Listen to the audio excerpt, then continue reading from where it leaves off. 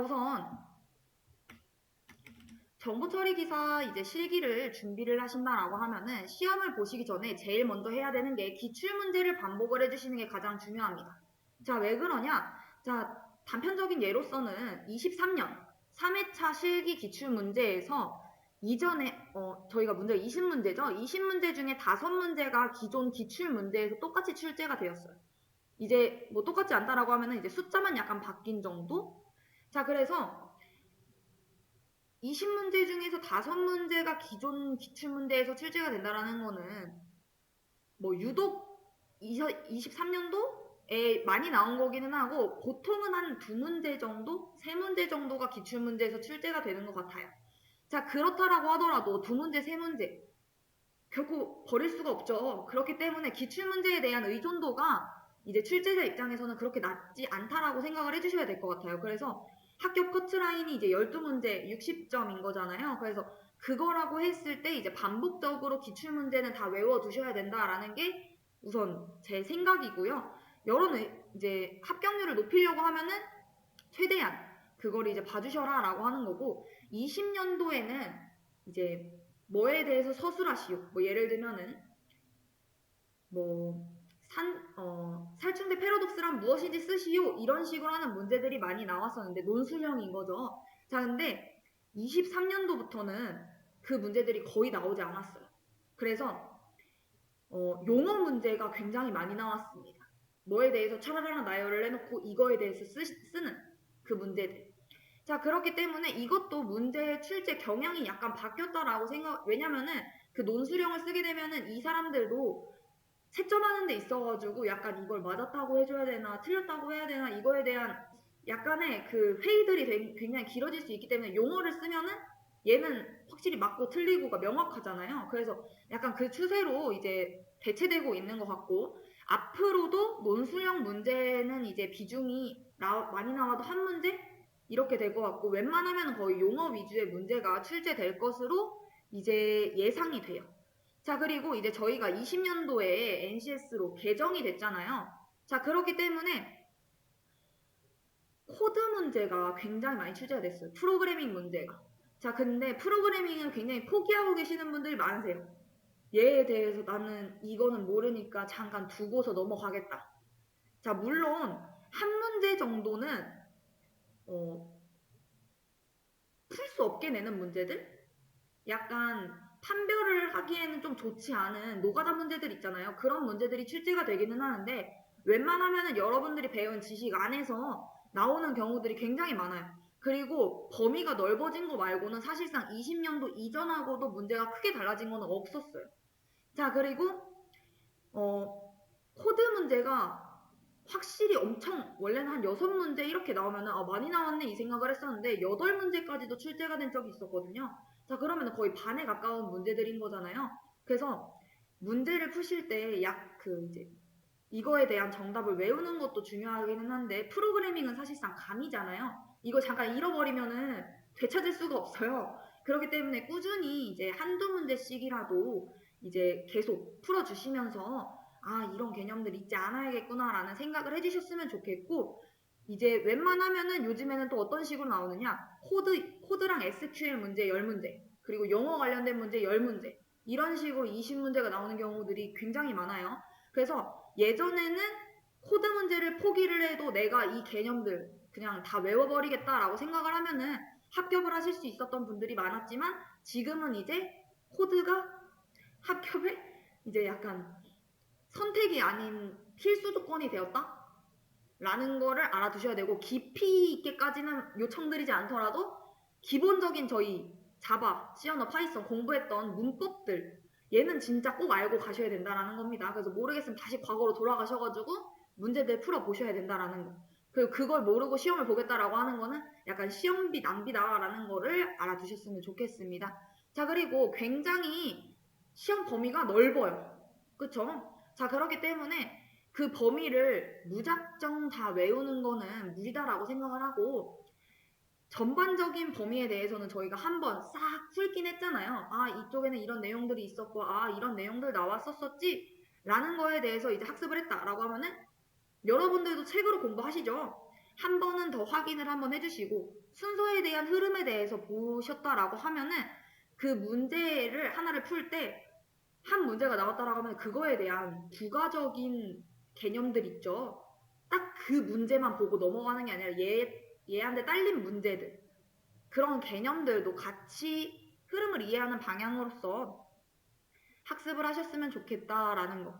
자, 그리고 제가 외울 때도 뭐 결합도 같은 거 외울 때 자스, 제외, 공매 이런 식으로 외우잖아요. 앞 글자라도 이렇게 딱 외우면은 공부해야 할 부분들이 많았을 때 좀 줄일 수 있는 그런 것들이 있었어요. 그래서 계속 외우는 거예요. 아, 결합도 자스, 제외, 공매, 자스, 제외, 공매. 그러고 이제 응집도 이런 거 하면은 기순교, 절신원우, 기순교, 절신원우 이런 식으로 딱 외우면은 출제 빈번한 요소들에 대해서만 그렇게 외우시면 되고 그렇지 않다라고 하시면은 사실 그렇게까지 하실 필요는 없다라고 생각이 들기는 합니다. 자, 그리고 이제 저희들이 이제 시험에 나올 법했던 것들에 대해서 제가 외울 거를 지금 약간 정리를 해볼까 해요. 자, 그래서 자, 우선 뭘 외우셔야 되냐? 첫 번째, 다이어그램에 대해서는 알아두셨으면 좋겠습니다. 자, 우리 다이어그램에는 다이어그램 뜻이 뭐였었죠? 사물과 관계를 도형으로 표현하는 것을 이야기를 했었죠. 자, 그래서 정적 모델링에서는 주로 구조적 다이어그램을 사용을 하고 동적 모델링에서는 주로 행위적 다이어그램을 사용을 한다. 라고 해서 우리 구조적 다이어그램에 어떤 것들이 있었다라는 거?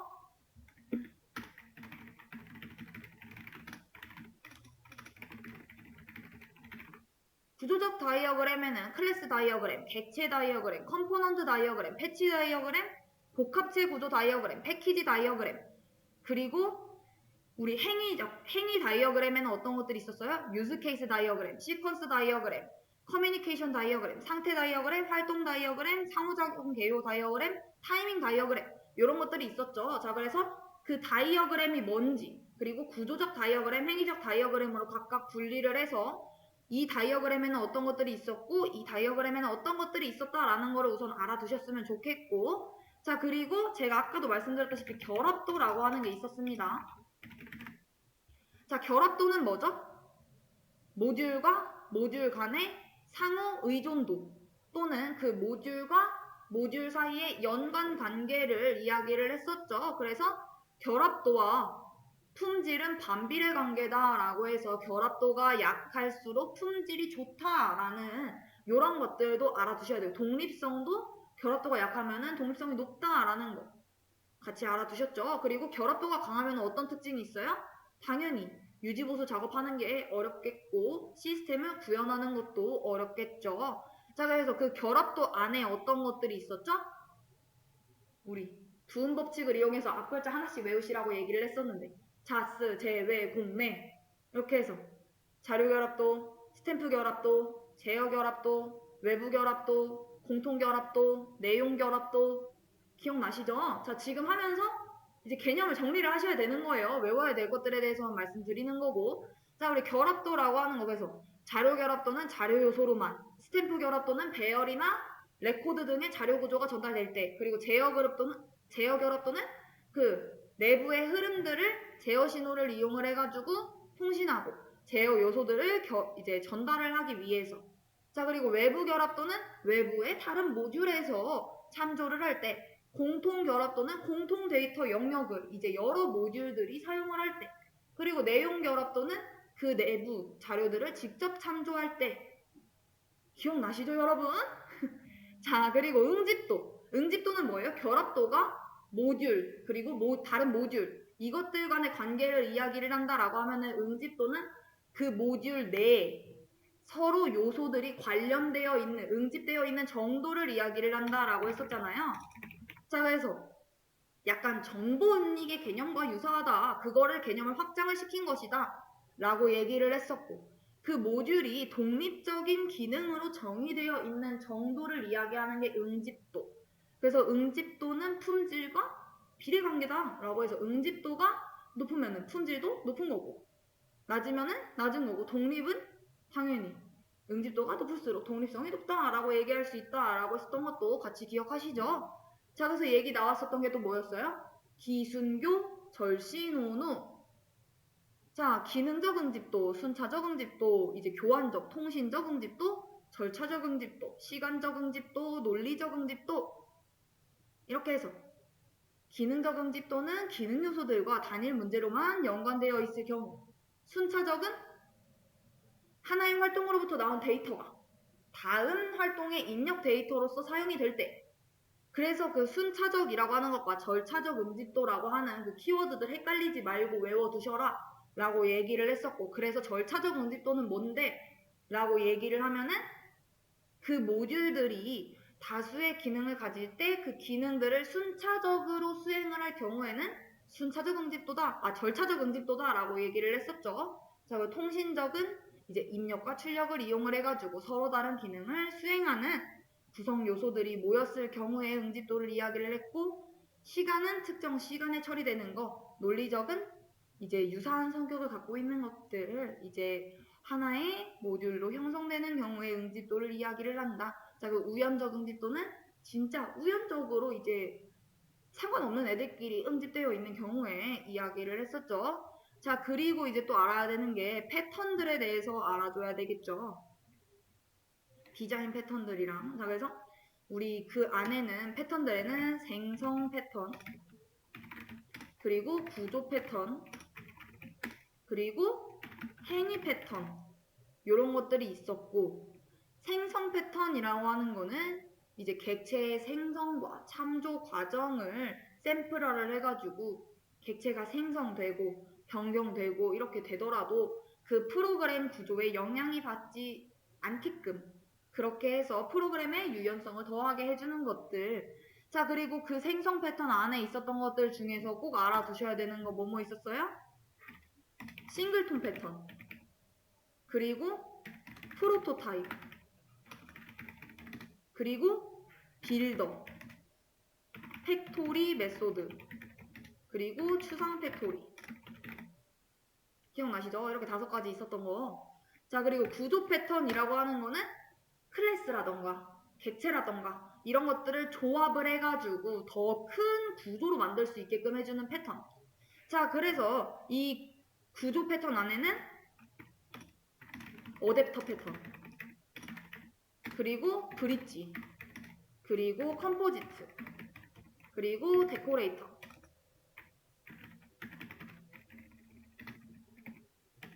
그리고 퍼사드, 그리고 플라이웨이트, 그리고 프록시 패턴들이 있었다라는 거. 자, 그리고 행위 패턴이라고 하는 건 뭐예요?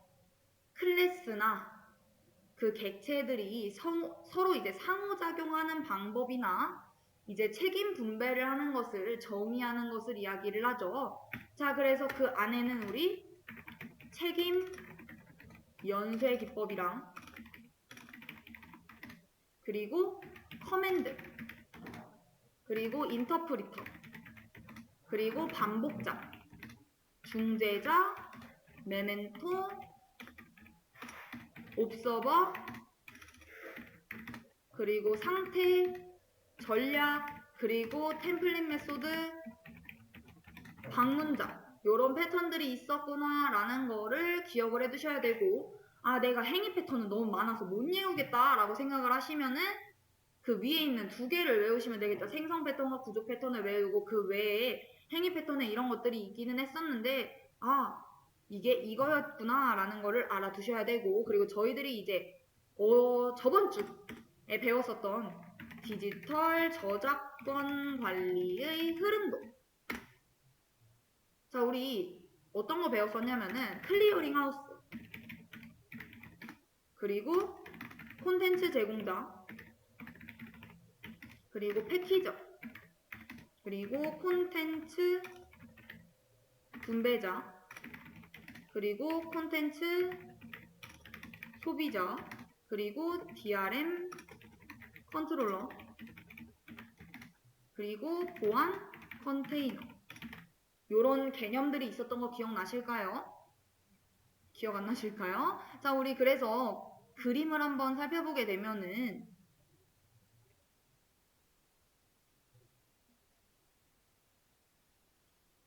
자, 우리 디지털 저작권 관리라고 하는 거는 저작권자가 디지털 그 컨텐츠가 그러니까 저작권자가 의도한 용도대로만 사용이 될 수 있도록 디지털 콘텐츠를 생성을 하고 이거를 또 팔아가지고 유통을 하고 그리고 사용자들은 그걸 이용을 하는 이런 전 과정에 걸쳐가지고 이제 사용이 되는 그 콘텐츠 관리 보호 기술인 거잖아요. 자, 그래서 이제 나오는 개념들이 클리어링 하우스, 콘텐츠 제공자, 콘텐츠 분배자, 콘텐츠 소비자 이런 개념들이 있었고 자, 우리 이제 클리어링 하우스라고 하는 거는 뭐였었어요? 우리 나간 지 얼마 안 됐었는데 저번 주에 나갔는데 그 저작권에 대한 사용 권한과 라이선스 발급을 해주고 그 사용량을 만약에 이 사람이 나 6개월 동안 사용하겠어 라고 얘기하면은 그거에 대한 결제 같은 것들을 관리를 하고 수행해주는 것 이것을 이제 우리가 해주는 것을 이제 클리어링 하우스라고 얘기를 했었죠. 자, 그리고 이 콘텐츠 제공자는 누구예요? 뭐 하는 사람이에요? 저작권자인 거죠. 콘텐츠를 제공하는. 자, 그리고 패키저는 뭐예요?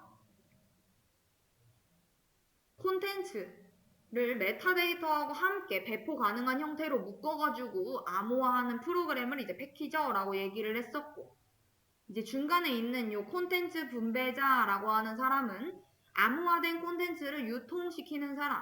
자, 그리고 콘텐츠 소비자라고 하는 사람은 뭐예요? 그 콘텐츠를 구매해서 사용하는 사람들을 이야기를 하는 건 거죠. 자, 이때 나오는 이제 DRM 컨트롤러라고 하는 거는 이 사람이 이 파일을 오늘만 봤으면 좋겠다. 뭐 아니면은 이 파일을 열었을 때 캡처를 불가능하게 했으면 좋겠다. 뭐 이런 식으로 했다라고 하면은 그 배포된 콘텐츠에 대한 이용 권한 같은 것들을 통제하는 프로그램이 이제 DRM 컨트롤러인 거죠. 자, 그리고 보안 컨테이너라고 하는 거는 그 콘텐츠 원본을 안전하게 유통하기 위한 전자적 보안 장치구나 라는 거를 알아두시면 되고 자, 그래서 요것들도 개념 꼭 알아두셔야 됩니다. 자, 그리고 또 인터페이스 구현 검증도 자, 기억나시는 거 하나라도 있으실까요? 자, 우리 루비 사용해서 검증하는 거 워터 자, 그리고 우리 다양한 브라우저 및 개발 언어를 지원을 해주는 거. 셀레니움. 자, 또 들어보면 어디선가 들은 것 같기는 하죠. 자, 그리고 우리 자바 하면은 JUnit. 뭐, C++ 하면은 C++ 유닛. 이런 식으로 했었던 다양한 언어들을 지원해주는 구형 검증 도구. XUnit. 자, 그리고 웹 기반 테스트 케이스를 설계하고 진행하고 확인하는 이런 것들을 지원하는 거 핀니스. 자, 그리고 서비스 호출 및 컴포넌트 재사용 등 다양한 환경을 이제 제공을 하는 거. STAF.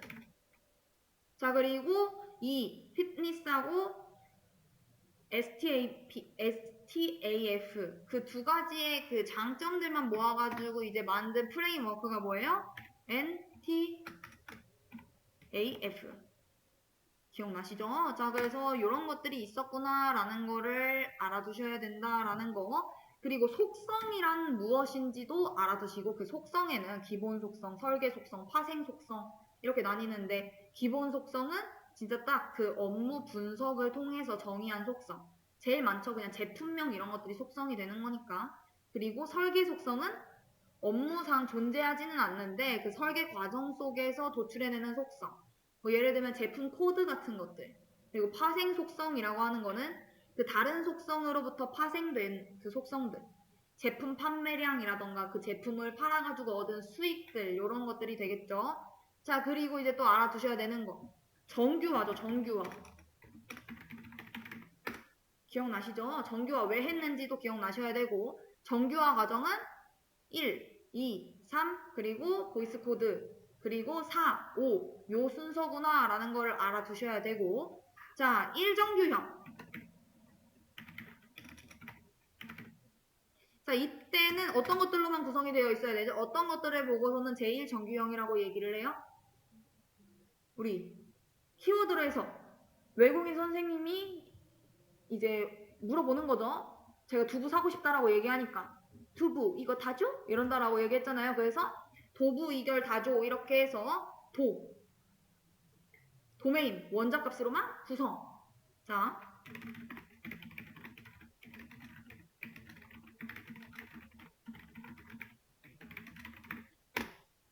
자 그리고 이정규형 부분함수적 종속 제거죠.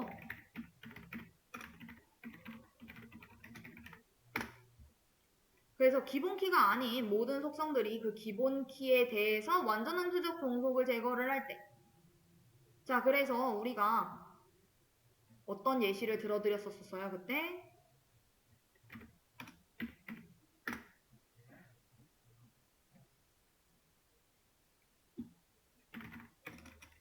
학번, 뭐 이름, 과목 코드, 과목 점수 이런 식으로 있고 뭐 학번은 1, 얘는 2, 그리고 이름은 홍길동, 홍길순 이런 식으로 있고 과목 코드는 뭐 A 1 그리고 여기는 뭐 A2 이런 식으로 되어 있고 과목 점수 얘는 95, 얘는 85 이런 식으로 있다라고 했을 때 우리 학번이라고 하는 것과 과목 코드라고 하는 요게 기본 키라고 얘기를 해볼게요. 자 그랬을 때 과목 점수라고 하는 거는 학번이라고 하는 것과 과목 코드 두 가지 다를 가지고 알 수 있으므로 완전함수적 종속이구나 라는 건 거고 자 그리고 이름이라고 하는 거를 알려고 한다라고 하면 이름은 기본 키의 일부인 학번만 가지고서도 이 이름을 구분해낼 수 있잖아요. 자 그렇기 때문에 얘는 부분함수적 종속이구나 라고 생각을 하시면 된다라는 거. 그래서 기본 키가 두 개 정도 이렇게 있을 때 두 개 다 이제 포함이 이제 기본 키에 의해서 속성이 결정이 되면은 완전함수적 종속이고 기본 키의 일부에 의해서 속성이 결정이 될 경우에는 부분함수적 종속이구나 라는 거를 알아두셔야 된다라는 거. 자 그리고 이 정규형에서 이제 부분함수적 종속 제거 그리고 우리 3정규형. 자 이정규형에서 어떤 것들을 제거를 해야지 어떤 과정을 거쳐야지만 3정규형이 될 수 있어요? 그쵸. 이행적 함수 종속 제거를 했을 때. 자, 이행적 종속이라고 하는 건 뭐예요? A는 B고 B는 C일 때 A는 C다 라는 거를 만족하는 관계가 이행적 함수, 이행적 종속 관계였었죠. 자, 그리고 우리 보이스 코드 정규형이라고 해서 BCNF. 자, 얘는 뭐예요? 두부 이결, 결이죠, 결정자이면서 후보키가 아닌 것을 제거. 그러니까 즉 결정자가 모두 후보키일 경우에 이제 보이스코드 정규형이라고 얘기를 하고 강한 제3정규형이라고도 얘기를 하죠. 자 그리고 4정규형. 자 이거는 뭐예요? 다치종속. 자 그래서 릴레이션에 다치종속이 성립하는 경우 모든 속성이 함수적 종속 관계를 만족할 경우에 이제 이야기를 했었고 5정규형이라고 하는 거는 조인 종속성. 자 그래서 모든 조인 종속이 후보키를 통해서만 성립이 된다라는 거. 자 이렇게 해서 1, 2, 3 보이스코드 4, 5 정규형. 자 근데 시험 문제에는 5정규형은 잘 안 나오고 이 앞쪽에서 많이 출제가 된다라는 것까지 알아두시면 좋을 것 같습니다. 자 그리고 우리 인덱스에 대해서도 알아두시면 좋은데 자 인덱스 중에서 트리 기반 인덱스 그리고 비트맵 인덱스 그리고 함수 기반 인덱스 이런 것들이 있습니다. 자 우리 트리 기반 인덱스라고 하는 거는 인덱스를 저장하는 블록들이 트리 구조를 이루고 있는 것을 이야기를 해요. 그래서 이 상용 DBMS에서는 트리 구조의 기반이 이제 빗불트리 인덱스를 주로 이제 활용을 하죠. 자 그리고 비트맵 인덱스라고 하는 거는 우리 비트 값이 뭐예요? 비트는 어떤 값을 갖고 있죠? 0과 1만 갖고 있을 수 있죠. 그래서 우리 뭐 8비트다 이러면은 01, 01, 01 막 이런 식으로 해서 그 0과 1만 올 수 있는데 그게 총 8개라는 건 거잖아요. 자, 그래서 비트맵 인덱스는 그 인덱스 칼럼의 데이터를 비트 값인 0 또는 1로 변환을 해가지고 그걸 이제 인덱스 키로 사용을 하는 방법이 비트맵 인덱스. 자, 그리고 함수 기반 인덱스라고 하는 거는 컬럼의 값 대신에 그 컬럼의 특정 함수나 수식들을 이용을 해가지고 적용된 산출된 값을 사용을 한다라는 게 이제 함수 기반 인덱스인 겁니다. 자, 그리고 이제 또 알아두셔야 되는 거.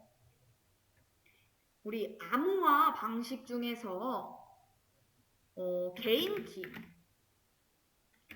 공개 키, 암호화 방식이 있었습니다. 기억나실까요? 자, 우리 개인 키, 비밀 키, 대칭 키 암호화 방식에서 이거는 뭐예요? 암호화 방식의 키와, 그러니까 암호할 때의 키와 고코화할 때 키가 같아요. 자, 그러면은 데칼코마니네. 얘도 같고 얘도 같아. 그렇기 때문에 대칭 키라고 얘기를 하기도 하고 개인 키라고 얘기를 하기도 합니다. 자, 그래서 얘한테는 꼭 알아두셔야 되는 게 뭐 있었어요? 제일 유명한 거? DES 기법 꼭 알아두셔야 되고. 자, 그리고 암호화 방식과 고코화 할 때 키가 달라요. 자, 얘를 이제 우리는 뭐라고 해요? 비대칭 키 암호화 방식이라고 얘기를 하기도 하고 공개 키 암호화 방식이라고 얘기를 하기도 하죠. 자, 여기서도 유명한 거 하나 있죠. RSA. 요거 이렇게 얘는 DES, 오케이. 그리고 얘는 RSA 기법. 요렇게는 하나씩은 이제 매칭을 시켜가지고 꼭 알아두셔야 된다라는 거. 자, 그리고 우리 접근 통제라고 해가지고 보안 정책을 구현하기 위한 정형화된 모델들이 있었고 기밀성 모델, 무결성 모델 이런 식으로 요거는 따로 나가진 않았었던 것 같아요. 그래서 정리를 해보면은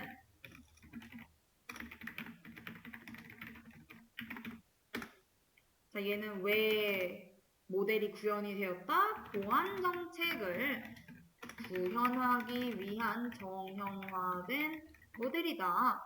자, 그래서 그 안에는 기밀성 모델이라고 하는 것과 무결성 모델이라고 하는 게 있고, 기밀성 모델은 우리 군사적인 그 목적으로 개발이 됐기 때문에 기밀성 보장이 가장 최우선적으로 보장이 되어야 되는 겁니다. 그리고 무결성 모델은 그 기밀성 모델에서 발생한, 우리 무결성이라고 하는 게 뭐예요? 중간에 이제 인가되지 않은 사용자가 수정할 수 없다라는 건 거죠. 무결성이라고 하는 우리 보안의 3요소, 기밀성, 무결성, 가용성 이거 공부했을 때 무결성 뜻이 그런 거잖아요. 그것처럼 데이터의 일관성을 중심에 두고서 이제 개발을 하겠다라고 하는 게 무결성 모델. 이제 기밀성 모델에서 발생을 하는 불법적인 정보 변경을 방지하기 위해서 무결성 기반으로 이제 개발이 된 모델을 이제 우리가 무결성 모델이라고 얘기를 합니다. 자, 그리고 우리들이 DBMS 접속 기술이라고 해가지고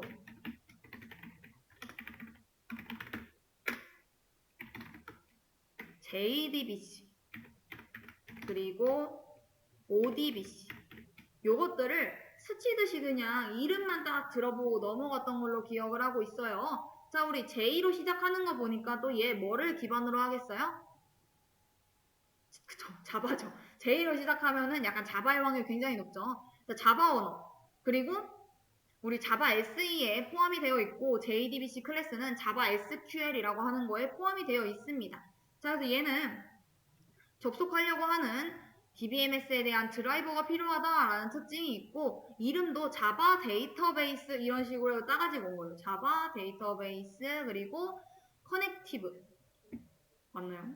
요 마지막 C가 약간 헷갈리는데 자, 그리고 요 ODBC라고 하는 거는 자, 오픈 데이터베이스 개발 언어하고 상관이 없습니다. 마이크로소프트사에서 이제 출시를 했고 다양한 데이터베이스에 접근이 가능해요. 자, 그리고 하나만 더 알아두면 마이바티스라고 하는 거.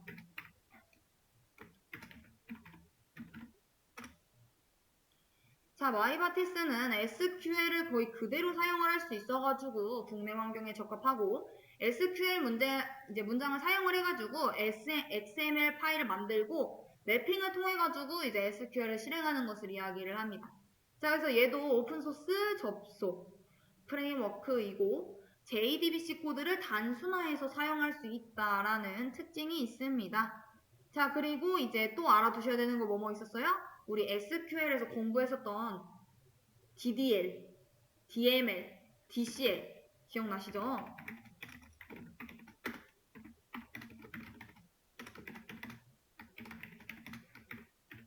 요거는 따로 이제 요약해드리진 않지만 이 안에 있었던 그 명령어들 있잖아요. 뭐 예를 들면 DML 안에는 select, delete, update, insert 이런 것들이 있다라는 거 그거에 대한 문법들 다 알고 계셔야 되고 우리 DDL에는 뭐 utter이라고 하는 것과 create라고 하는 것과 drop이라고 하는 친구들이 있는데 그 친구들을 사용할 수 있는 방법은 이렇게 해서 사용을 하면 돼 라고 하는 거. 그리고 DCL에서 알아두셔야 되는 거 두 가지 있었죠. 권한 부여할 수 있는 거하고 권한을 회수할 수 있는 거, 그랜트라고 하는 것과 리복이라고 하는 거. 그래서 걔네들도 어떻게 사용할 수 있는지 꾹꾹 알아두셔야 되고 문법도 알아두셔야 된다라는 거. 자, 그리고 뭐 뷰를 생성하시오, 뭐 도메인을 생성하시오, 뭐 테이블을 생성하시오. 자, 그 SQL 문에 대해서도 어떤 구멍을 뚫어놓고 괄호 안에 들어갈 그 쿼리에 대해서 작성을 하라고 할 수도 있지만 전체 쿼리를 작성하라고 나올 수도 있는 거기 때문에 어떤 거든 이제 부분만 채우시려고 하시는 게 아니라 처음부터 끝까지 내가 다 알 수 있게끔 풀어보셔야 된다라는 건 거고 SQL 문제에서 이제 또 가끔가다 조건에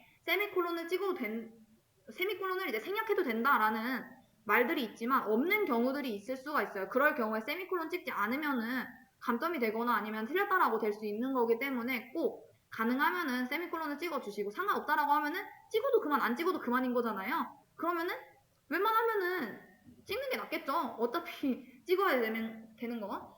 자, 그렇기 때문에 꼭 알아두시기를 바라겠고 그리고 또 우리 나갔었던 거 배치 스케줄러라고 해가지고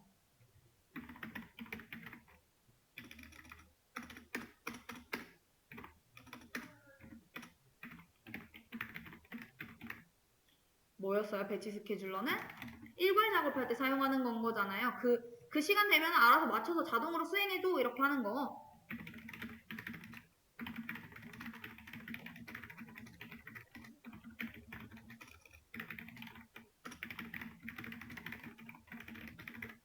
자, 그래서 우리가 얘를 이제 잡 스케줄러라고 얘기를 하기도 하고 뭐 쿼츠, 스프링 배치 이런 것들이 있었다라는 거를 알아두시기를 바라겠고요. 자, 그리고 또 알아두셔야 되는 거 ORM 프레임워크.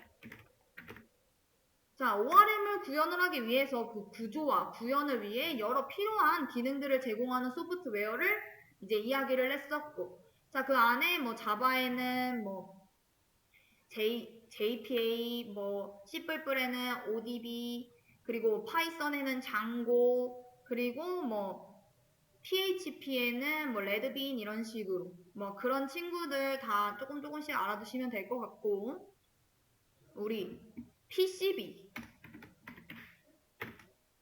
자, 이게 뭐예요? 프로세스 컨트롤 블록이라고 해가지고 운영체제가 프로세스에 대한 중요 정보를 저장해 놓은 곳을 이야기를 하죠. 자, 그래서 프로세스가 생성이 될 때마다 그 고유의 PCB를 생성을 했다가 만약에 프로세스가 완료가 됐다라고 하면 제거가 되는 거였고, 자, 우리가 추가적으로 공부했었던 거 PCB에 저장되는 정보들에 대해서 공부를 했었죠.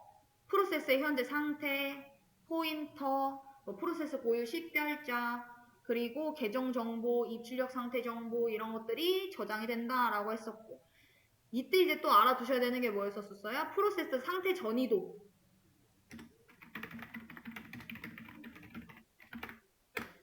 기억나시나요? ready, 그리고 wait, run 이렇게 해서 준비, 실행, 대기 단계가 있고, 준비는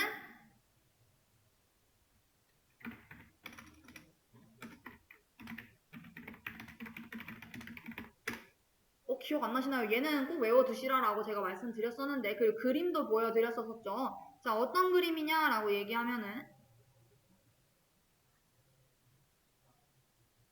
요런 그림 기억 안 나실까요? 우리 준비, 실행, 대기 이렇게 해서 준비해서 실행 단계, 디스패치 이 단계 막 웨이크업 기억나시죠?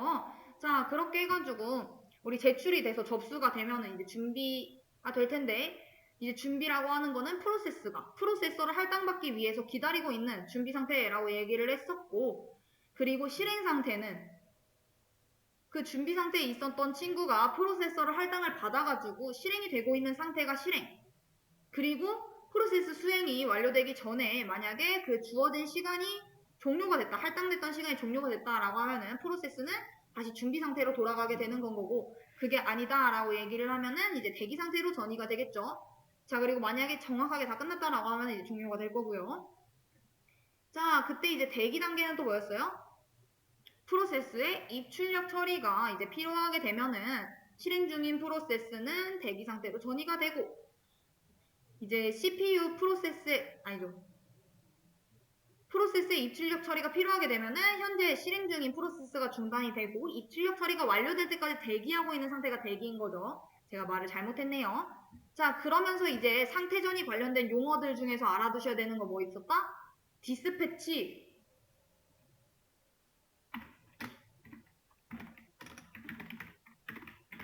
라고 하는 키워드, 그리고 웨이크업, 그리고 스플링. 들어보기는 한 것 같죠? 자, 디스패치는 뭐였어요? 준비 상태에 대기하고 있는 프로세스 중 하나가 프로세스를 할당받아가지고 실행 상태로 전이되는 과정. 이게 디스패치였었고, 웨이크업, 일어나! 라고 얘기하는 건 거잖아요. 자, 입출력 작업이 완료가 돼가지고 대기 상태에 있다가 일어나가지고 준비 상태로 전이되는 과정이 웨이크업. 그리고 스플링이라고 하는 거는 입출력 장치의 공유 및 상대적으로 느린 입출력 장치의 처리 속도를 보완을 하기 위해서 그 디스크에 그것들을 저장하는 과정. 이게 스플링이었었던 거죠. 자, 그리고 우리 스케줄링에 대해서도 공부했었는데 기억나시나요? 자, 스케줄링은 뭐예요? 스케줄링에 어떤 것들이 있었죠? 우리들이 기억나는 거. HRM, 그리고 SJF, 그리고 선의선출, FIFO. 기억나시죠? 안 나시나요? 자, 우리 문제도 같이 풀어봤었던 걸로 기억하는데 HRM 막 우선순위 이렇게 계산해가지고 이거 먼저 해줘야 될 것 같고, SJF 작업을 빨리 이제 실행 시간이 짧은 친구들부터 우선 계산해야겠구나 라고 해가지고 우리 그런 것도 계산하고,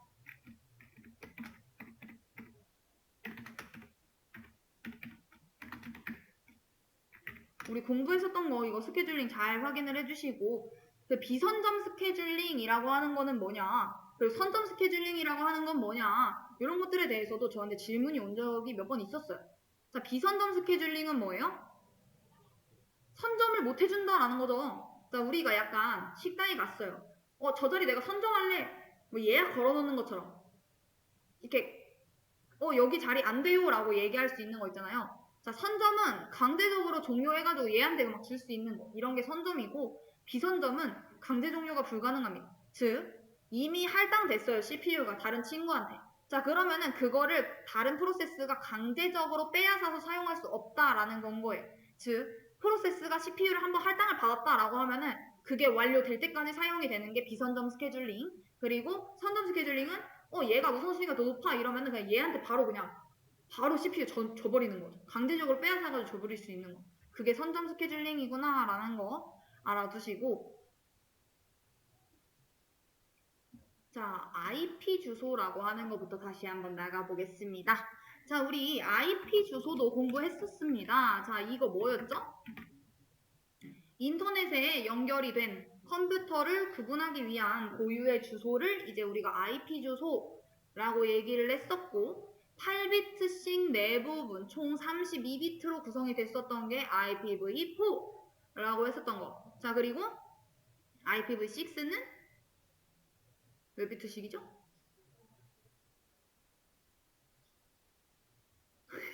여러분? 자, IPv4는 총 몇 비트였어요? 32비트였었죠? 자, 그러면은 IPv6는 총 몇 비트로 구성이 되어 있었죠? 120, 128비트로 구성이 되어 있었습니다. 기억나시죠? 32비트의 주소 공간을 이제 벗어나가지고 이제 128비트로 이제 사용이 되고 있었구나라고 하는 게 이제 128비트 우리 IPv6의 주소 체계였었고, 그리고 우리가 또 나가야 됐었던 게 그 클래스들별로 A 클래스, B 클래스, C 클래스, D 클래스로 나뉘었었던 것도 기억나실까요? 우리 IPv4에서. 자, 그래서 그 클래스가 갖고 있는 그 비트들에 대한 그 사용 범위들 알아두시면 좋을 것 같고, 이것도 꼭 키워드 알아두시고요.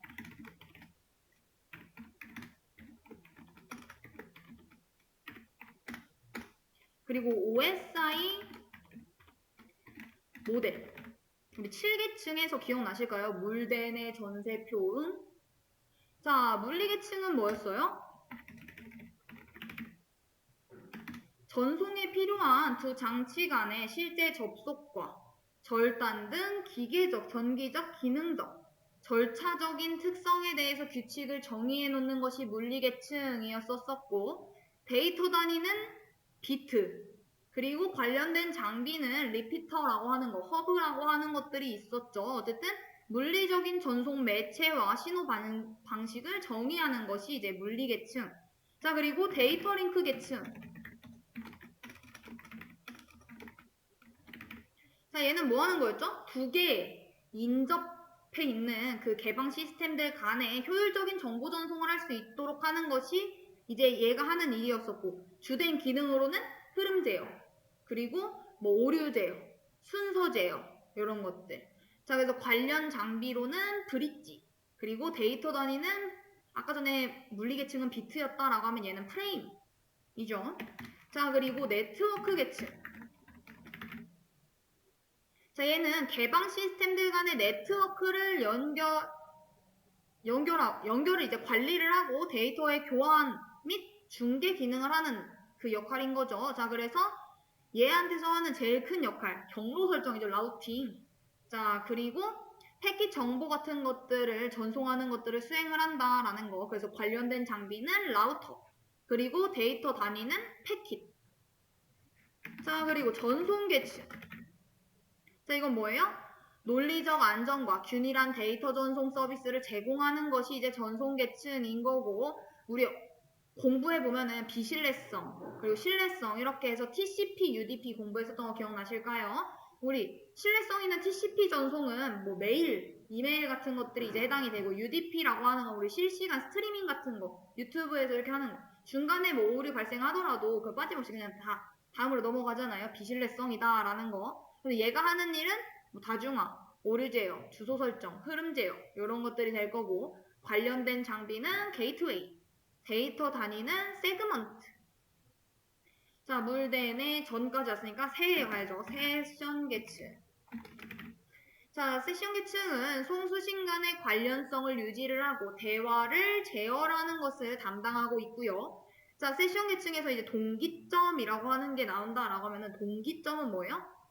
송수신 측 간의 대화 동기를 위해서 전송하는 정보를 일정한 부분에 둬가지고 정보의 수신 상태를 체크하는 포인트가 세션 계층, 그리고 데이터가 넘어가는 단위는 메시지죠. 자, 그리고 표현 계층. 자, 이건 뭐예요? 사용자가 이제 사용자라기보다는 이제 데이터를 응용 계층으로 보낸다라던가 아니면은 데이터를 세션 계층으로 보낸다라던가 그 각 계층에 맞게 변환하는 거.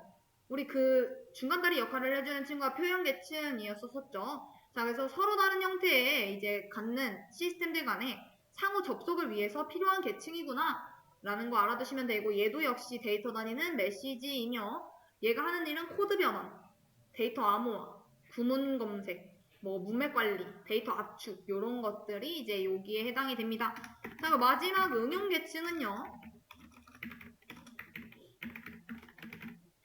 사용자가 OSI 환경에 접속할 수 있도록 서비스를 제공을 하는 것을 이야기를 합니다.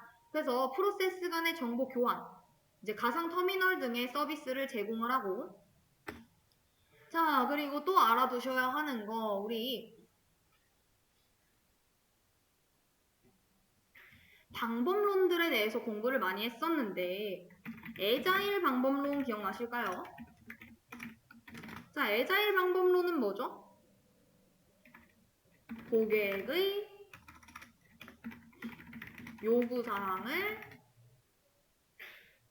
요구사항 변화에 빠르고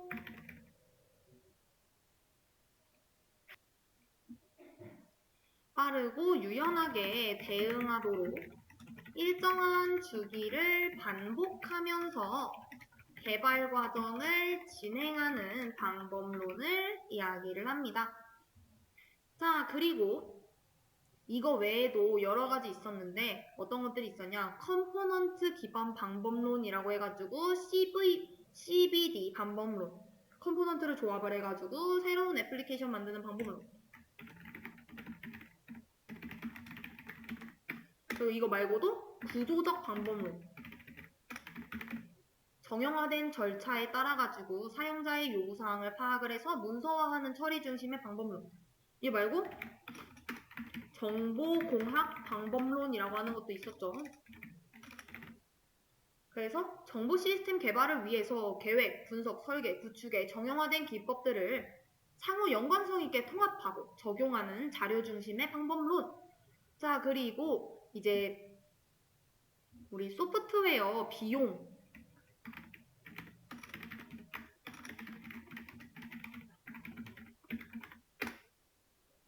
결정하는 요소들이 어떤 것들이 있느냐라고 얘기를 하면 어떤 거예요?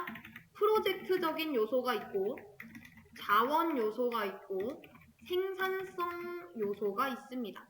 자, 프로젝트 요소에는 이 시스템의 크기, 뭐 제품의 복잡도 이런 것들이 이제 결정이 될 거고 자원 요소는 인적 자원, 하드웨어 자원, 소프트웨어 자원 그리고 생산성 요소라고 하는 거는 그 개발자의 능력이라던가 아니면 개발 기간 이런 것들이 결정의 요소가 됩니다. 자, 그리고 소프트웨어 개발 표준하면서 ISO, IEC 관련된 것들도 우리 같이 공부를 많이 했었죠. 자, 그러면서 이제 그 중에 요거 하나 정도는 외워두셔라 라고 해서 알려드렸었던 게 ISO, IEC 12207이라고 하는 거. 자, 얘는 뭐예요? 국제표준화 기구인 ISO에서 만든 표준 소프트웨어 생명주기 프로세스였었죠. 자, 그래서 그 소프트웨어의 개발, 운영, 유지, 보수 이런 것들을 관리하기 위한 생명주기 표준을 제공을 해주는 게 요거였었습니다. 그래서 기본 생명, 조직 생명주기 프로세스로 이제 구분을 하고 자, 그러고서 이제 나왔었던 게 CMMI. 자, 얘는 능력 성숙도 통합 모델이라고 해가지고 소프트웨어 개발 조직의 업무 능력 및 조직의 성숙도를 평가하는 것을 이야기를 했었죠. 자, 그래서 그 성숙도는 초기, 관리, 정의, 정량적 관리, 최적화로 구분이 된다. 자, 그리고 이제 또 나왔었던 게 스파이스. 자, 얘는 뭐예요? 소프트웨어 처리 개선 및 능력평가 기준이라고 해가지고 소프트웨어의 품질 및 생산성 향상을 위해 소프트웨어 프로세스를 평가 및 개선하는 국제 표준을 이야기를 했죠. 자, 그래서 이런 것들도 알아두셔야 하고 우리 또 신기술 관련해서도 꼭 알아두셔야 되죠. 한 문제씩 자꾸 나오니까요. 자, 그렇게 해서 이제 우리가 공부했었던 게 네트워크 관련된 기술과 소프트웨어 관련된 기술, DB 관련된 기술, 그리고 하드웨어 관련된 기술 이렇게 제가 그 텍스트 파일로 해서 전달해 드렸었죠. 뭐 예를 들면은 네트워크 관련된 기술에는 뭐 메시 네트워크, 피코넷, GIS, 뭐 USN, 뭐 쏜, 그리고 애드홍 네트워크, 네트워크 슬라이싱 뭐 이런 것들 기억나시죠? 뭐 NDN 이런 것들. 그리고 뭐 소프트웨어 관련된 신기술에는 우리 뭐 분산 원장 기술, 양자 암호화키 분해, 그레이웨어, 메시업, 시멘틱 웹, 그리고 서비스 지향 아키텍처 소아, 그리고 오픈 그리드 서비스 아키텍처, 소프트웨어, 에스크로, 디지털 트윈 이런 것들 우리 한 번씩 이제 싸라락 한번 읽어봤었고, 그리고 자세한 사항들도 텍스트로 남겨드렸습니다. 자, 그리고 하드웨어 관련된 신기술로 보면은 뭐 고가용성, 레이드 012 뭐 버전 확인했었고, 멤즈, 그리고 트러스트존 기술, 맵리스터, 엔디스크 이런 것들. 그리고 DB 관련된 걸로는 뭐 하도, 디지털 아카이빙, 타조, 메타데이터, 데이터 다이어트, 데이터 마이닝 막 이런 식으로 해서 우리 공부했었던 거 기억나시죠? 자, 그래서 이 신기술 관련된 용어들도 꼭 한 번씩은 읽어보고 가셔라 라고 하는 건 거고, 그리고 우리 경로 제어 프로토콜도 공부했습니다. 자, 경로 제어 프로토콜 왜 공부했어요? 효율적인 경로 제어를 하기 위해서 그 네트워크를 제어하는 프로토콜이 필요하다. 자, 이렇게 해서 우리 공부했었던 거. IGP, 그리고 EGP, 그리고 BGP. 기억나시나요? 우리 IGP, 내부 게이트웨이 프로토콜, EGP, 외부 게이트웨이 프로토콜, 그리고 BGP, 그 EGP의 단점을 보완하기 위해서 만들어진 친구. 그래서 그 IGP 안에는 하나의 자율 시스템 내에 라우팅에 사용이 되는 건데, 그 안에 두 가지가 굉장히 유명했었죠. 뭐예요? RIP이라고 했었던 거. 기억 안 나시나요? 자, 그리고 OS, PF. 자, 그래서 RIP이라고 하는 친구는 현재 가장 많이 사용이 되는 소규모 네트워크에서 이제 효율적인 방법. 그리고 OSPF는 대규모 네트워크에서 많이 사용이 되고, 그리고 우리 홉스 지정하는 걸 립으로 해가지고 확인도 했었고, 더 자세한 것들은 우리가 정리를 미리 했었습니다. 자, 그리고 EGP는 자율 시스템 내에서가 아니라 자율 시스템과 게이트웨이 간의 라우팅에 이제 사용이 되는 프로토콜인 거고, BGP는 자율 시스템 간의 라우팅 프로토콜을 이야기를 했었죠. 자, 그리고 이제 또 나왔었던 게 흐름제.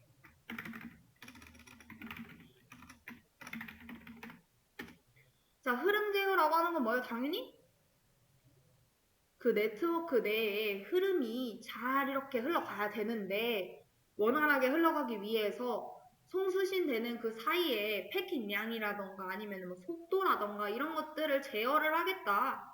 자, 그래서 뭐 그 버퍼 차이 간에 생길 수 있는 오버플로우 같은 것들도 버퍼 오버플로우도 방지를 하고, 뭐 진행하겠다라고 해서 이제 나왔었던 게 뭐였어요? 정지, 대기 이런 것들이 있었고, 슬라이딩 윈도우. 자, 정지 대기는 뭐예요? 수신 측에서 확인 신호 받으면은 다음 신호 보내줄게. 정지했다. 정지하고 대기하고. 자, 그리고 슬라이딩 윈도우라고 하는 거는 확인 신호를 이용을 해가지고 그 송신 데이터의 양을 조절하는 것을 이야기를 하죠. 그래서 한꺼번에 여러 개의 패킷을 전송할 수 없다라는 특징. 자, 그리고 우리 아까 전에 요 암호화 기술 하면서 개인 키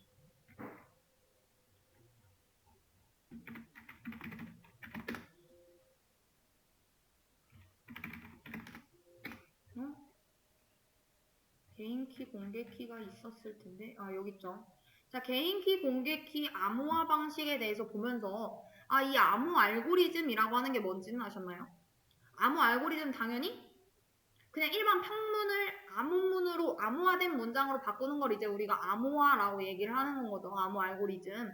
자, 그래서 그 암호화 방식에는 단방향 방식과 양방향 방식이 있는데, 단방향에 뭐가 있어요?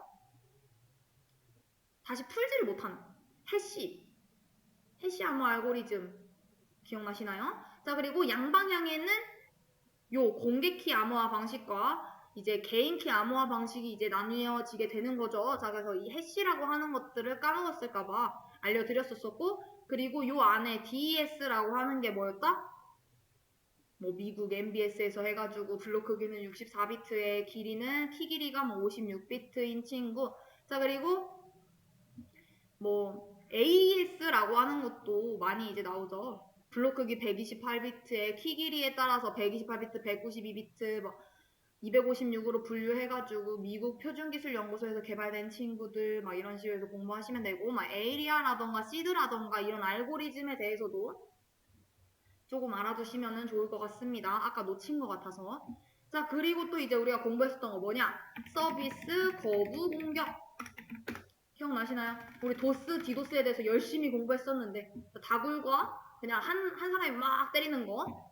자, 그래서 이제 요 서비스 거부 공격이라고 하는 거는 결국에는 그 표적이 되는 서버의 자원을 고갈시키려고 하는 거고, 다수의 공격자 또는 시스템에서 대량의 데이터를 한 곳의 서버에다 집중적으로 전송함으로써 그 서버의 정상적인 기능들을 방해하려고 하는 것들을 이제 우리가 이 서비스 거부 공격이라고 한다라고 했었죠. 자, 그래서 그 안에 이제 나왔었던 것들. 핑 오브 데스. 뭐야? 죽음의 핑. 해서 핑 명령 해가지고 전송해가지고 패킷의 크기를 허용 범위 이상으로 공격해가지고 네트워크 마비시켜버리는 거. 자, 그리고 그 친구들도 막 있었죠. 스니핑, 스머핑 막 이런 식으로. 스머핑이라고 하는 거는 IP라던가 ICMP의 특성을 악용을 해가지고 엄청난 양의 데이터를 한 사이트에 집중적으로 보내는 거. 그리고 우리 스니핑이라고 하는 거는 킁킁 냄새 맡는 거 중간에 도청해가지고 패킷 가로채가는 거. 그리고 SYN 후딩 이라고 하는 거는 공격자가 가상의 클라이언트로 위장을 해가지고 3웨이 핸드쉐이크 과정을 의도적으로 중단시킴으로써 공격 대상지인 서버가 대기 상태에 놓여서 정상적인 서비스를 못하게 하는 거. 그리고 티어드롭. 아니죠. 드롭. 얘도 데이터의 이제 송수신 단계에 전송이 되는 플래그먼트 옵셋 값을 변경을 시켜가지고 패킷을 재조립을 할 때 오류로 인한 과부하를 발생시킴으로써 시스템이 다운되도록 하는 공격받고, 그리고 우리 랜드 어택이라고 하는 것도 기억나실까요?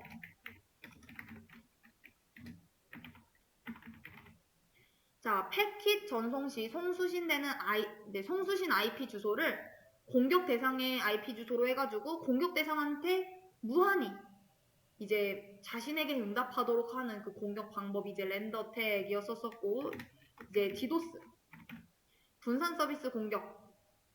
그래서 여러 곳에 분산된 지점에서 한 곳의 서버에 대해서 공격을 수행하게 하는 거예요. 다구리다라고 생각을 했다라고 생각하면 되신다. 자, 그리고 우리 네트워크 침해 공격 관련 용어들도 있었죠. 스미싱. 우리 문자 같은 거 해가지고 어떤 링크 들어가게 되면은 개인정보 샥샥 빼어가는 막 그런 수법들. 그리고 스피어 패싱. 메일에서 이제 뭐 링크 클릭하면은 악성적인 링크로 들어가져가지고 내 개인정보 탈취해가는 거. 그리고 무작위로 이제 대입하는 거. 암호화된 그게 만약에 예를 들면은 제가 네이버에 로그인 하려고 아이디 비밀번호를 입력을 해요. 근데 비밀번호 한 4번인가 5번인가 틀리면은 정지되는 거 아시나요? 뭐 30초나 막 이렇게 안 되는 것처럼 잠깐 정지가 돼요. 근데 그런 게 없다. 그런 조건이 없다라고 하면은 마구잡이로 무작위로 그 비밀번호를 막 대입을 아이디만 알고 있으면 아이디는 거의 공개되는 경우들도 많잖아요. 어디서 이제 주워가지고 오는 경우들도 있으니까 좀 더 비밀번호보다는. 자, 그래서 아이디를 가져다 놓고 그 비밀번호를 찾기 위해서 무작위로 막 대입해서 공격하는 방식, 그런 것들도 여기에 이제 해당이 되고, 그리고 또 이제 좀 알아두시면 좋은 게 SQL 삽입 공격.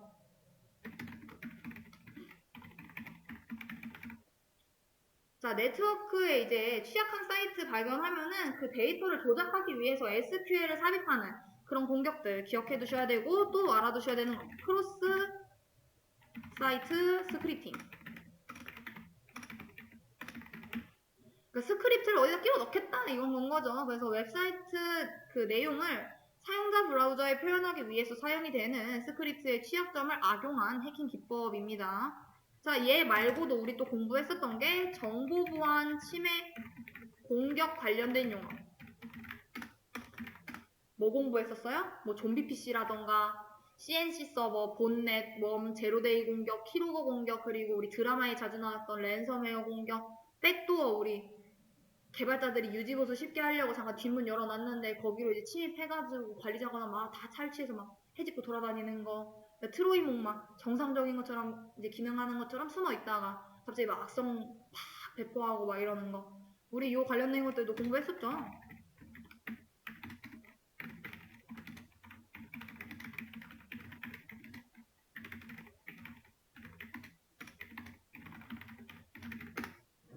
그래서 얘네들도 꼭 알아두시고, 자, 그리고 그런 것들을 이제 막기 위해서 뭐가 필요하다? 보안 솔루션이라고 하는 게 필요한 건데, 보안 솔루션은 뭐예요? 당연히 네트워크나 인터넷 간에 그 정보를 선별을 해가지고, 아, 이거는 내가 받겠어. 아니면 이건 거부하겠어. 이런 식으로 침입 차단 시스템을 이제 이야기를 하는 건 거죠. 불법적인 침입들을 막기 위한 기술을 이야기를 하는 건 거예요. 자, 그래서 이제 나왔었던 게 우리 공부했던 방화벽, 그리고 침입 탐지 시스템, IDS, 그리고 침입 방지 시스템에서 IPS,